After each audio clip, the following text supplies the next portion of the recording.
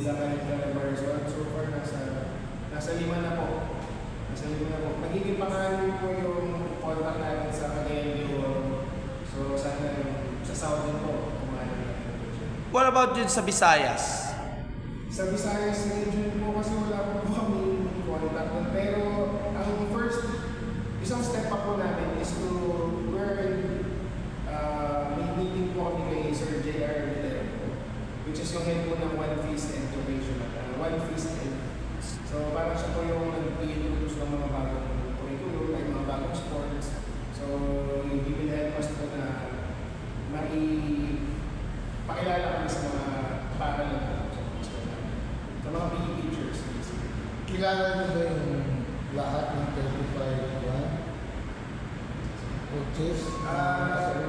Opo sir, kami po lahat ng nag-produce na. Kilala niyo lahat? Yung mga luma po hindi, pero ito pong parang yung grade po ng mga... Ito nga, itong 35 natin nag-append. Kilala niyo? Opo. Kilala niyo si Ringo Borlai? Yes sir, kasama ko namin si Sir. Kilala niyo si Ringo? Opo. Alam mo kasi si Ringo used to be with San Miguel, not used to be with San Miguel. Aside from, well, baka sabi ko na ako eh. Since 1975, I've been into the mainstream of Philippine sports. I started as PRO of weightlifting, then I became secretary of weightlifting. I also became secretary of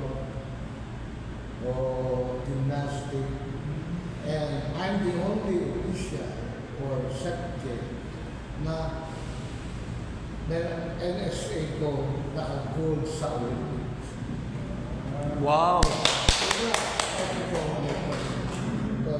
Anyway, nabanggit ko si Ringo dahil sabi niya siya nag-introduce sa atin ng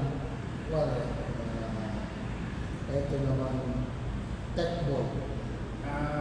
Techball kasi By the way, meron tayong team ng Techball na pinadala for the Asian Youth Games recently. tsaka tinalo pa nga natin ang China in the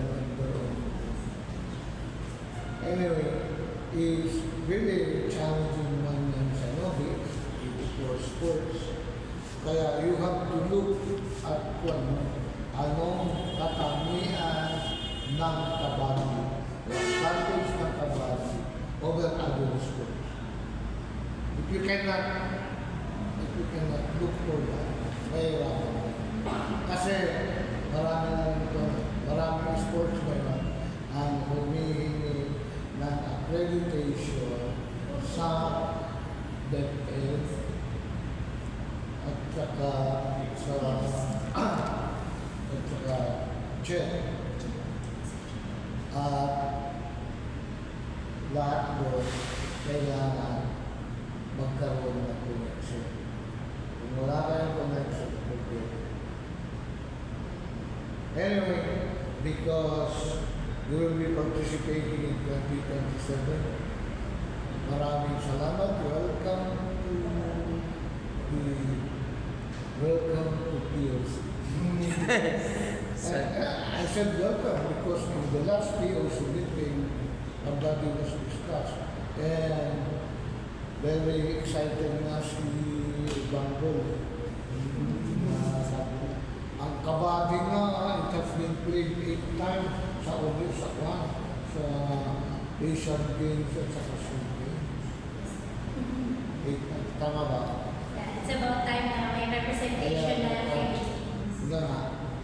At nagulat siya na sinabi ko, hindi tumasok siya dahil 70s. Ha? Oo. Wala nga lang pa.